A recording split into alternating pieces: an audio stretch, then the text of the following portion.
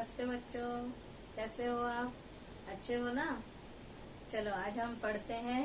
पांचवा पाठ हम अगला चालू करते हैं। पाठ 5 परमाणु का अंतर्भाग। इसमें जो है हम देखेंगे कि परमाणु कैसा होता है, परमाणु की खोज कौन से वैज्ञानिक ने की है और परमाणु के अंदर कौन कौन से कण पाए जाते हैं, ये सब हम देखेंगे।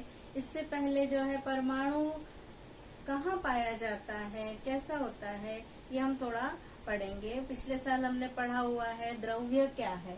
सबसे पहले क्या द्रव्य क्या है? द्रव्य क्या है? हमारे आसपास जितनी भी वस्तुएं हैं, पेन भी है या कोई वस्तु भी है, जितनी भी वस्तुएं हैं, ये सारी वस्तुएं जिससे बनी हुई होती है वो क्या कहलाता है? पदार्थ कहलाता है। और पदार्थ जो है वो जो है समानार्थी शब्द है, द्रव्य का ही समानार्थी शब्द होता है। पदार्थ और द्रव्य ये एक दूसरे के समानार्थी शब्द होते हैं। मतलब हमारे चारों ओर जितनी भी चीजें जो हमें दिखाई दे रही हैं, जिसको हम देख सकते हैं, छू सकते हैं या अनुभव कर सकते हैं, जैसे पंखा चलता रहता है, हवा हमें लगती है, ना हमें दिखाई दे रही है ना हम उसे छू सकते हैं, लेकिन जो है उसको हम क्या कर सकते हैं? अनुभव कर सकते हैं। तो वो भी सब जो है क्या है? द्रव्य होता है। मतलब हमारे आसपास की जितनी भी वस्तुएं हैं, जो भी चीजें हैं, वो जिससे बनी हुई है वो द्रव्य कहलाता है। अब द्रव्य जो होता है वो अणुओं से मिलकर बना हुआ होता है और अणु जो होते हैं वो परमाणुओं से मिलकर बने होते हैं। द्रव्य अणुओं से मिलकर बना है और अणु जो है वो छोटे छोटे परमाणुओं से मिलकर बने होते हैं। मतलब जो है द्रव्य का सबसे छोटे से छोटा घटक क्या हो गया? परमाणु हो गया। द्रव्य का सबसे छोटे से छोटा घटक परमाणु कहलाता है।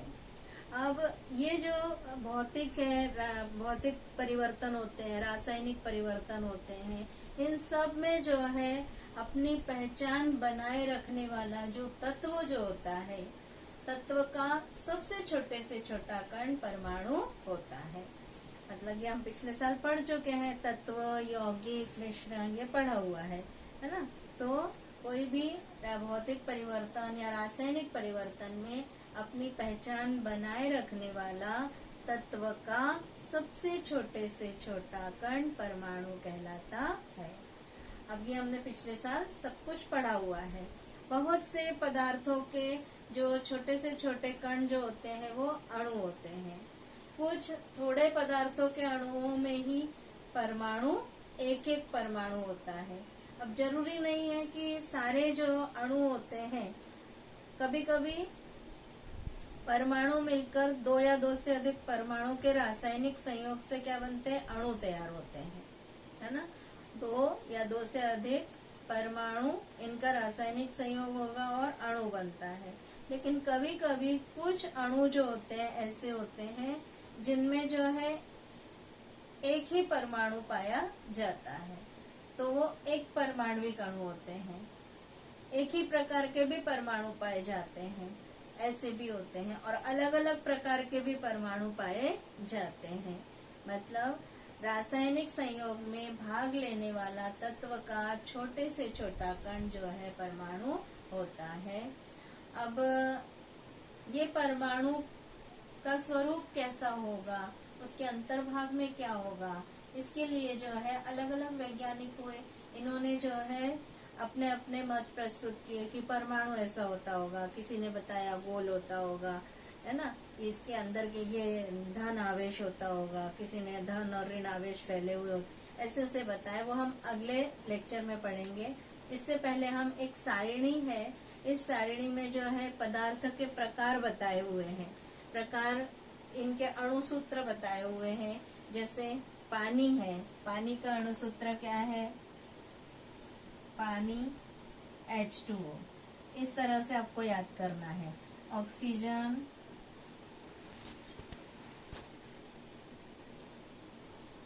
O2, हाइड्रोजन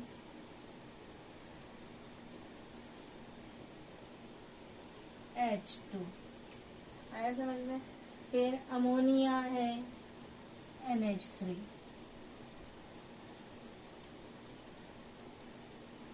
ऐसे अणुसूत्र आप लिख लेंगे, 10 अणुसूत्र लिखेंगे, वो 10 अणुसूत्र इस तरह से आप याद करेंगे। और जो सारणी है उसको भरना है। हम चलिए सारणी देखते हैं कैसे।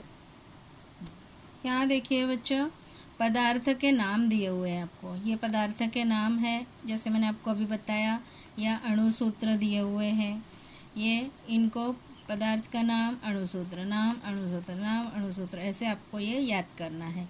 इसके बाद जो है ये परमाणु है, एक परमाणु वाला अणु है, मतलब इसमें केवल एक ही परमाणु पाया जाता है। ऐसा अणु कौन सा है, वहाँ टिक लगाना है आपको। यहाँ देखिए ये हीलियम है, इसमें एक ही परमाणु है। फिर देखिए यहाँ पर कौन सा आ रहा है, ये आर्गन है, ये एक परमाणु वाला अणु है, यहाँ टिक लगाना है। फिर नियोन है, ये जो है यहाँ टिक लगाना है, ये भी एक परमाणु वाला अणु है। इसके बाद अणु है, अणु कौन कौन से हैं, ये अणु है। ऑक्सीजन जो है क्या है, अणु है ना। अणु तो जो है सभी है, एक परमाणविक अणु है, यहाँ पर ये परमाणु आएगा, ये परमाणु हीलियम, आर्गन और नियोन ये आ सकते हैं, ये परमाणु है। तो ये छोड़ के बाकी सब जो है क्या आएंगे, अणु आएंगे। अणु के परमाणु एक ही प्रकार के हैं, मतलब जिसमें परमाणु एक ही प्रकार के हैं। जैसे ऑक्सीजन है, इसमें दोनों O है, तो O ही है, इसलिए इसको टिक किया। हीलियम में भी एक ही है। यहाँ पर अणु में सब में आप टिक लगा सकते हैं कि सभी अणु ही है। फिर यहाँ पर जो है एक ही प्रकार का परमाणु। हाइड्रोजन भी एक ही प्रकार के परमाणु है, इसमें अलग अलग है, नाइट्रोजन और हाइड्रोजन है। फिर ये नाइट्रोजन एक ही प्रकार के परमाणु हो गए। फिर आर्गन हुआ, नियोन हुआ, और क्लोरीन भी एक ही प्रकार के परमाणु है। ठीक है, इस प्रकार अणु के परमाणु में अनेक प्रकार के परमाणु है। देखिए इसमें हाइड्रोजन भी है और ऑक्सीजन है, 2 हाइड्रोजन 1 ऑक्सीजन, इसलिए इसको टिक लगाया हुआ है। फिर इसके बाद जो है यहाँ पर ये नहीं है, ये नहीं है, ये नहीं है, फिर ये है, देखिए अमोनिया, इसमें भी टिक लगाएंगे। इसमें 1 नाइट्रोजन है, 3 हाइड्रोजन है। फिर ये नहीं है, फिर ये है, मीथेन है, 1 कार्बन है और 4 हाइड्रोजन है, तो वहाँ पर टिक लगाएंगे आप। ये इतना ही हो गया। फिर पदार्थ का प्रकार, ये तत्व है कि यौगिक है, तो यहाँ पर जो है ऑक्सीजन तत्व है, हीलियम तत्व है, पानी यौगिक हो गया। इसके बाद हाइड्रोजन भी तत्व है, नियोन क्या हो गया, यौगिक हो गया। नाइट्रोजन क्या हो गया, तत्व हो गया। मीथेन क्या हो गया, यौगिक हो गया। फिर आर्गन क्या है, तत्व है।